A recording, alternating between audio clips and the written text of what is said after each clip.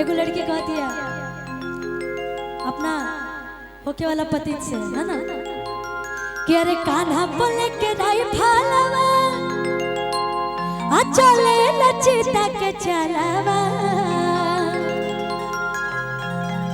कि कान्हा बोले के राई भालवा आ चले लचिता के चलावा, पावरो बाके खाले देला भाषण जानो, पावरो बाके खाले देला भाषण जानो। हालांकि जो प्यार करता है उसको पूछने का हक है,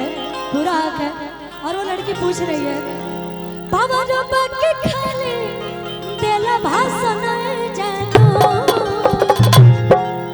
कि चले ला जिला में हमारे